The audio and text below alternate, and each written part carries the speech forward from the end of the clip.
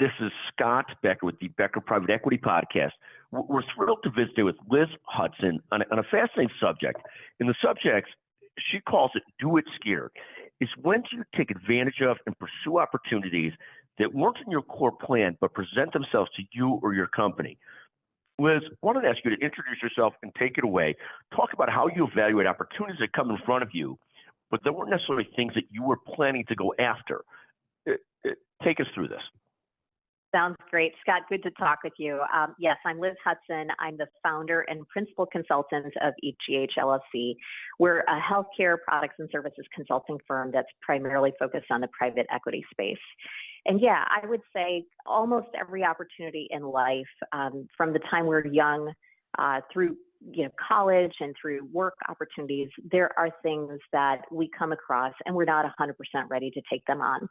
And oftentimes I think we get ourselves into a mind space where we want to get it so perfectly right and we want to feel good and impress others, where we kind of hold ourselves back because we're not 100% ready. We're afraid of what other people are going to say, what they're going to think of us, and concerned that if it's not good, will that block things for us in the future? But the reality is, I think almost every opportunity that presents itself is an uncertain one. We don't know how it's going to play out. And we also very rarely have all the skills and all the knowledge that's needed to do that. So we feel scared. And I think a lot of times for many people, I would say for most people, that's paralyzing. And so we sit there and go, that's a cool opportunity, but we let it pass us by. And how to get yourself mentally ready to pursue the opportunity, even though you're uncomfortable, or you think you might not be a perfect fit for it? How do you sort of get yourself in that mindset to say, let's give this a shot, and what's the worst thing that can happen if it doesn't go well? Talk to us about that, how you get yourself in that mindset. Yeah, totally. And I think it is just that. It's what you said. It's a mindset. I think it's a mindset that says we got to let go of some of that perfectionism. We have to let go of that and go, I'm going to have the mindset that says I'm going to get comfortable with being uncomfortable. And that's a lot easier said than done. But I think that comes with practice. I think we take on the things that are a little bit uncomfortable, then maybe the next thing is a little bit more uncomfortable, and then the really big thing. But I think we start with leaning on what we do know, right? Let's not look at all the things that are scary and all the things that are outside of our comfort zone, but there are things that we are good at, right? So we lean into those things. And then the areas that we don't know that much about that are a little bit more scary, we start to build that out. So we go out and we get smart, right? We find a mentor. We take a class. We shadow someone that is successful in that space, or they have been there ahead of you and have done that, and we can learn from them. And then the other thing I think is an important one is to say it's okay to admit that you're not an expert yet, right? You're going to become one, but you're not there yet. And you're in that high growth mode. And I actually think that people are wildly receptive to that. And I think that people are actually more often than not interested in helping you get to where you need to be and seeing you succeed. So I think those are some really tactical, practical steps to make yourself more comfortable with taking that step when you don't feel totally prepared. Take one moment on gender stereotypes or gender perspectives. Like there's been a million things written how men move forward on tasks that they're completely, utterly unprepared for. The phrase would be almost, there's an old phrase we used to use, confident but stupid. And that's obviously not a fair statement. Where women traditionally, the gender stereotype was more careful in taking on things that they didn't feel totally prepared for. How do you is there any truth to those stereotypes? And if there is any truth to those stereotypes, how do you, as a woman leader, encourage a woman to say it's okay to take chances? It's not an abundance of ridiculous confidence. It's more this beginner's mindset. If you're going to look at it and say, we're bright enough, we're smart enough, we'll figure it out, versus being like, oh my God, I got to know everything about this right now.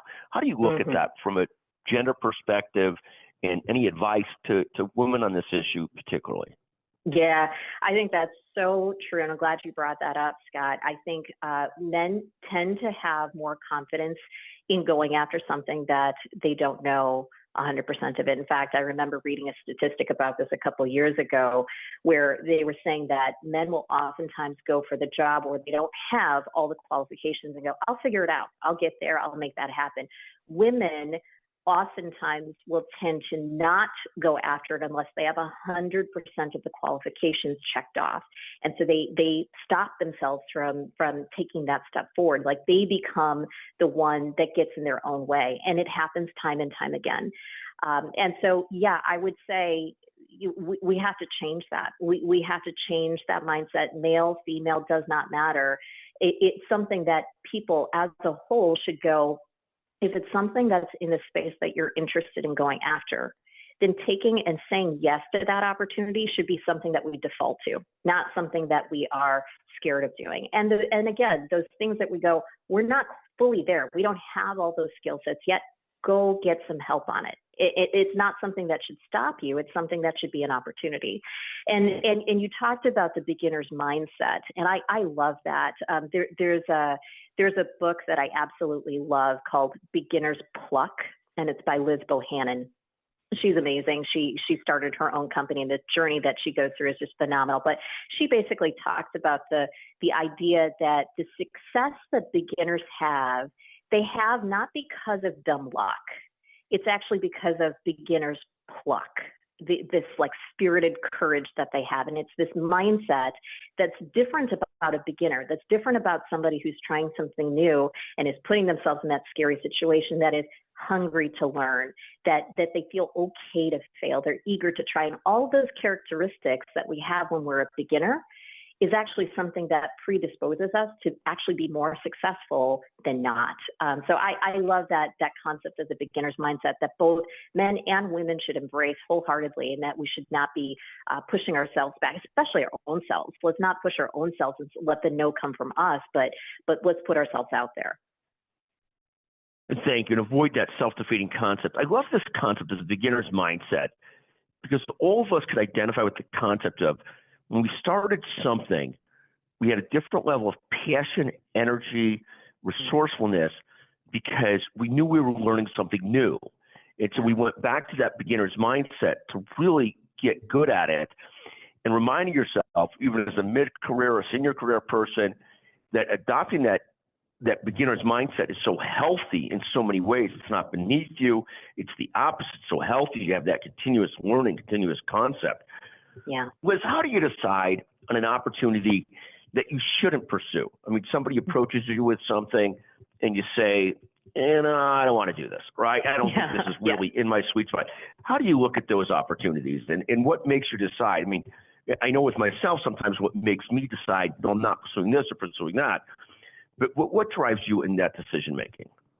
That's a really good question too, because I think we can also get ourselves into a situation where we get overwhelmed with too many things that we've said yes to. I find I'm certainly guilty of that. I think that some of the things that you and I have talked about in the past, Scott, about taking some time for yourself and really being strategic about who you are and who you're not.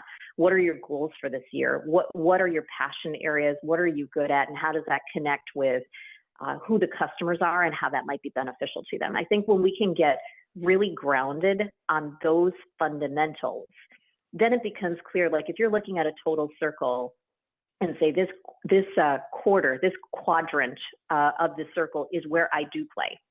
For me, that's healthcare. For me, that's education. For me, that's leadership. That's product development. That's women's empowerment. That's developing other people. Those are things that I'm absolutely for. There are other areas that are really great. They're just not my areas. So when those opportunities come up, when they present themselves, when they're not in that quadrant that I've already defined, that I've already said, this is me and these other things are not me, when those things come up and they don't line up with that quadrant, let's say, those are the ones that I go, yeah, probably not, right? I might listen to it. I might hear it out and go, is there a connection point here that might further my growth or further my interest or build our organization up in a way that's positive in this world? That might be something I like ponder, but more often than not, my answer is going to be no to those things. And again, I think that it just has to do with if there's not a connection to my passion, if there's not a connection to something that is part of my skill set, I'm not going to be successful, and I'm also not going to be that excited about it. But it comes back to something, which is knowing the areas that you want to focus on generally. And so one of these opportunities comes to the forefront.